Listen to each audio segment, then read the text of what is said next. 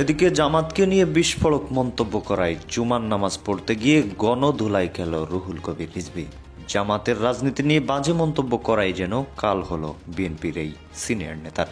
স্বয়ং তারেক রহমানের কড়া হুঁশিয়ারি, ক্ষমা চাইতে হবে জামাতের কাছে, ক্ষমা না চাইলেই দল থেকে বহিষ্কার হবেন তিনি। হঠাৎ কঠিনভাবে কপাল পড়ল এই সিনিয়র নেতার। সাভার আশুলিয়ায় হামলার শিকার হয়েছেন বিএনপির সিনিয়র যুগ্ম মহাসচিব রুহুল কবির রিজভী। রাতে আশুলিয়ার পূর্ব নরসিংহপুরের সোনামিয়া মার্কেট এলাকায় এই ঘটনা ঘটে। এ সময় জামায়াত শিবিরের নেতাকর্মীদের সাথে পুলিশের ধাওয়া পাল্টা ধাওয়ার ঘটনা ঘটেছে। এ সময় আহত হন 2 পুলিশ সদস্য। জামাত শিবিরের বিরুদ্ধে উদ্ভট, মিথ্যা, ভিত্তিহীন কল্পকাহিনী প্রচার করে আরো ধোলাই খেয়েছেন রুহুল কবির রিজভী। রুহুল কবির রিজভীকে মানুষ একেবারে উলঙ্গ করে ফেলছে। আপনারা তো ইসলাম নিয়ে রাজনীতি করেন, ইসলাম মানে কি বারবার মুনাফিকি করা? আপনাদের 71-এর অর্জন কি? আপনারা 71-এর বিরোধিতা। রিজভী সাহেব জামাতকে নিয়ে তিনি বিস্ফোরক মন্তব্য করেছেন। উনার কাছ থেকে জাতি এই বক্তব্য আশা করে না। দর্শক, দেশ প্রবাস দূরে কিংবা কাছে বসে যারা আমাদের দেখছেন, আশা করি সবাই ভালো আছেন। দর্শক, এই মুহূর্তে পাওয়া খুবই গুরুত্বপূর্ণ এবং ইম্পর্টেন্ট একটি সংবাদ আপনারা দেখতে চান, তাই সবাইকে রিকোয়েস্ট করবো সবাই একটু ভিন্নভাবে খেয়াল করবেন। আজকের সংবাদটির দিকে একটু আকর্ষণীয় সংবাদ, সেটা হলো রুহুল কবির রিজভী জামাত ইসলামের রাজনীতি নিয়ে মুখ খুলেছিল, আপনারা জানেন। তবে তিনি কি বলেছিল অনেকেই শোনেননি, তবে আজকে আপনাদের শোনাবো। তো মূল আকর্ষণ হলো রুহুল কবির রিজভী গণধুলাইয়ের শিকার হয়েছেন জামাত কর্তৃক। এমনটা আমরা শুনেছি যে জুমার নামাজ পড়তে গিয়েই কিন্তু নামাজ থেকে বের হয়ে তিনি গণধুলাই খেয়েছে সুখ মুসাল্লিদের কাছে। দর্শক, আসলে কি হয়েছে আমরা বিস্তারিত দেখব। তার আগে রুহুল কবির রিজভীকে কঠিনভাবে ধুলাই দিয়েছেন বা ধুয়ে দিয়েছেন একজন হকার, আপনারা সবাই চিনে থাকবেন, ভাইরাল হকার।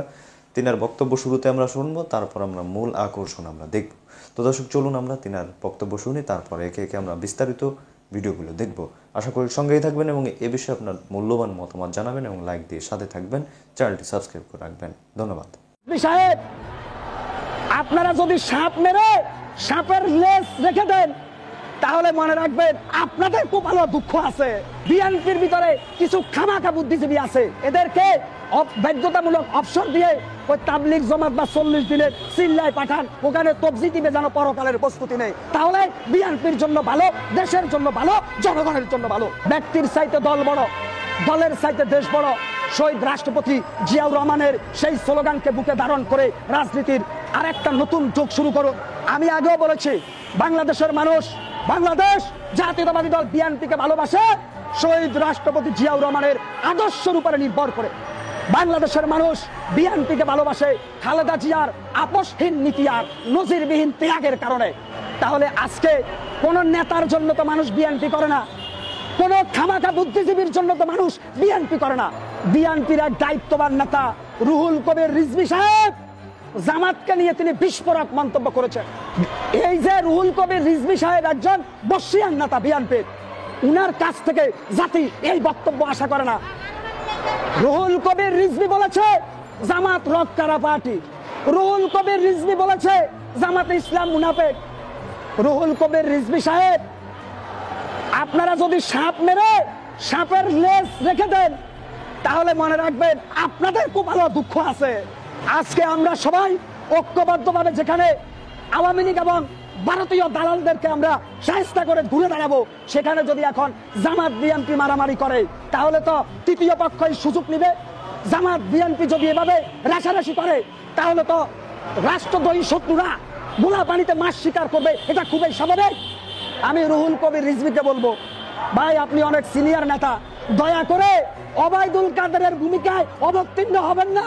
রুহুল কবির রিজভী সাহেব, বঙ্গভবন থেকে যখন বঙ্গবন্ধুর ছবি নামাইছে আপনার কলিজায় আঘাত লাগে। ওই রিজভী সাহেব যদি এখন জামাত বা অন্য দল বলে আপনি ভারতীয় রয়ে আছেন, তাহলে ব্যাপারটা কেমন হবে? রিজভী সাহেব, আপনাকে যদি অন্য কোনো দল বলে যে আপনি ভারতীয় রয়ের সাথে যোগসব রাখছেন, অতএব কাদা ছোড়াছুড়ি করবেন না। রিজভী সাহেব, মির্জা ফখরুল একটা বক্তব্য দিয়েছে যে জামাত ইসলাম এখন আমাদের চাইতো আরো স্মার্ট আধুনিক। আপনি কি ফখরুলের বক্তব্য শুনেন নাই? আপনি জামাতের পিছনে লাগবেন না। ওবায়দুল কাদের আওয়ামী লীগের বড় নেতা ছিল, লাস্টে কাউয়া কাদের উপাধি পাইছে।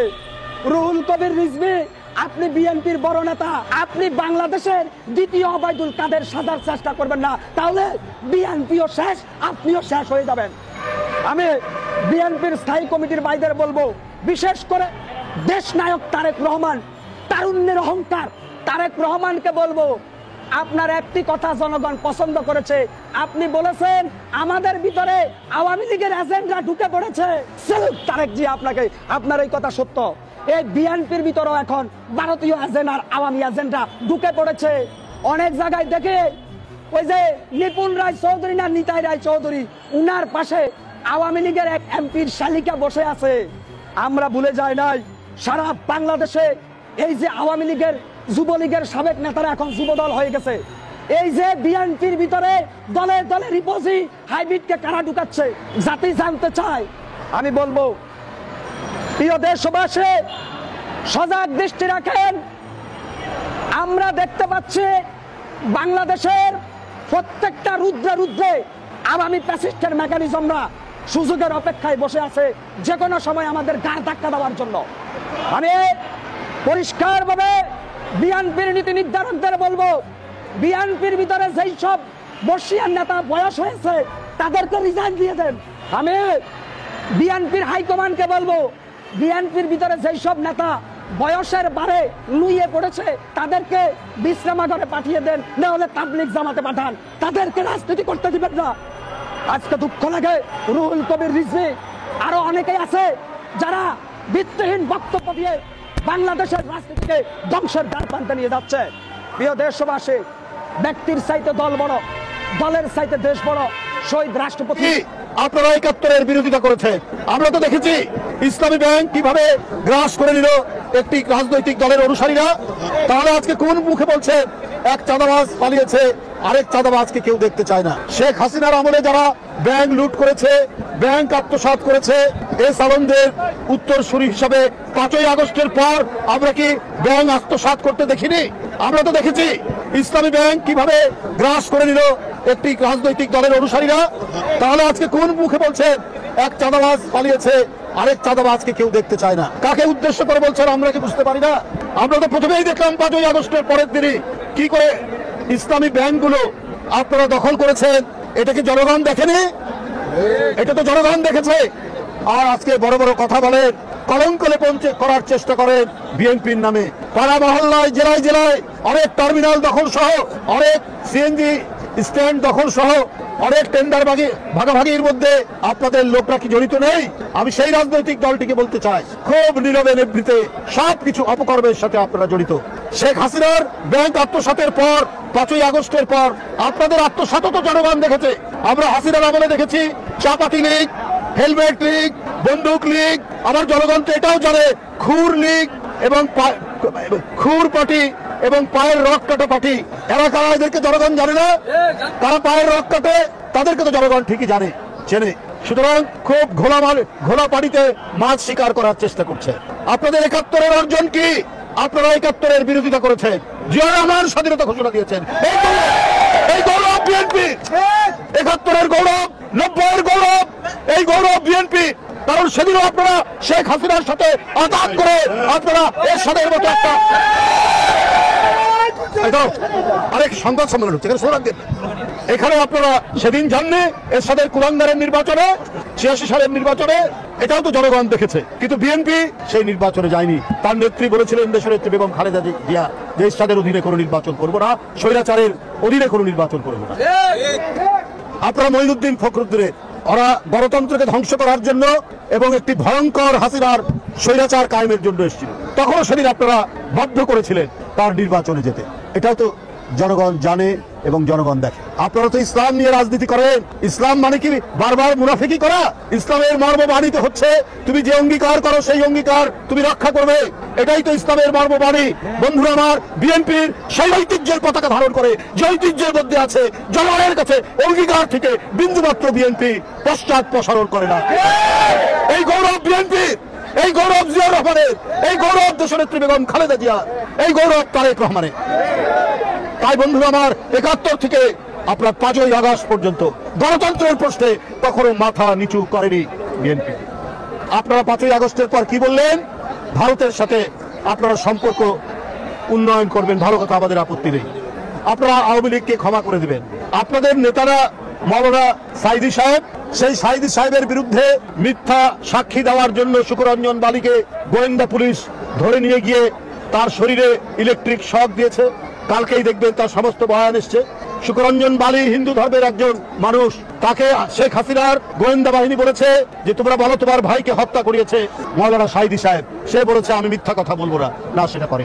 শুকরঞ্জন বালি সে যে সাহসিকতা এবং ন্যায় নীতির যে দৃষ্টান্ত দেখিয়েছে, এইটা আমি ওই রাজনৈতিক দলের বন্ধুদেরকে আমি বলতে চাই যে আপনারা শিখুন তার কাছ থেকে। আপনারা সম্পর্ক উন্নয়ন করতে চান ভারতের সাথে। শেখ হাসিনার প্রতিটি গুম খুনের দোষর হচ্ছে পার্শ্ববর্তী দেশ। এই শুকরঞ্জন বালিকে আপনার হাইকোর্টের গেট থেকে গোয়েন্দা পুলিশ ধরে নিয়ে গিয়ে তাকে এখানে টর্চার করে তাকে টাকার অফার দেওয়ার পরও সে যখন মাথার হয়নি তাকে ভারতে পাচার করে দিয়েছে এবং ভারতের কারাগারে সে 5 বছর ছিল। সেই 5 বছর সেখান থেকে আজকে বেরিয়ে এসে সে এই কথাগুলো বলছে। এরপরও আপনারা বলেন যে শেখ হাসিনার সব মাফ করে দেবেন, ভারতের সাথে সম্পর্ক উন্নয়ন করবেন। তো এর মধ্যে দিয়ে তো প্রমাণিত হয় যে আপনারা হচ্ছে ন্যায় নীতির পরোয়া করেন না, আপনারা রাজনীতির নামে ধান্দাবাজি করেন, আপনারা অন্য কিছু করেন না। আপনার দলের প্রধান নেতাদেরকে যারা জুডিশিয়াল প্রক্রিয়ার নামে জুডিশিয়াল কিলিং করলো, তাদেরকে বলছেন আপনারা মাফ করে দেবেন। তাহলে আপনারা ইসলামের যে মর্মবাণী যে অন্যায়ের বিরুদ্ধে প্রতিরোধ করো, সেটি তো আমাদের মধ্যে নাই। করুণার কথাও বলা হয়েছে যে ক্ষমা চাইবে তাকে করুণা করতে বলা হয়েছে। তার বিভিন্ন ধাপ আছে, বিভিন্ন পর্যায়ে। ওরা ক্ষমা চাইলেও না কিছু না, আপনি তাদেরকে ক্ষমা করে দেবেন, সম্পর্ক উন্নয়ন করবেন। অর্থাৎ আপনারা আপনাদের রক্তের সাথেই বেইমানি হলো না। যেমন 86 সালে আপনারাও বলেছিলেন নির্বাচনে যাবেন না এর সাথে, তারপরে আপনারা গিয়েছেন। তো বন্ধুরা আমার, এই ধরনের অপপ্রচার এর সাথে আজকে শুধু পার্শ্ববর্তী দেশ তারাই শুধু অপতথ্য অপপ্রচার কলঙ্ক লেপনের চেষ্টা করছেন না, ভেতর থেকেও অনেকে ওই আমি আগেই যেটা বলেছি যে ঘোলা পানিতে মাছ শিকার করার রাজনৈতিক ফায়দা তুলতে চাচ্ছেন। কিন্তু আমাদের যে গণতন্ত্রে এত অবদান, গণতন্ত্রে এত যে আত্মত্যাগ, এত মানুষ নিরুদ্দেশ, এত মানুষ বিচার বহির্ভূত হত্যার শিকার, আজকে তো সমস্ত গণতন্ত্র বলা শক্তি এক জায়গায় থাকার কথা ছিল। অথচ এই শক্তিকে ফাটল ধরিয়ে দুই একটি রাজনৈতিক দল যেভাবে তারা নিজেদের ফায়দা তোলার চেষ্টা করছেন, এদেশের মানুষ সব জানে।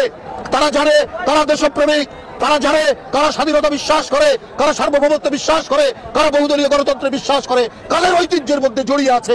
এই সমস্ত বৈশিষ্ট্যগুলো এই দেশের জনগণ জানে বন্ধুরা আমার।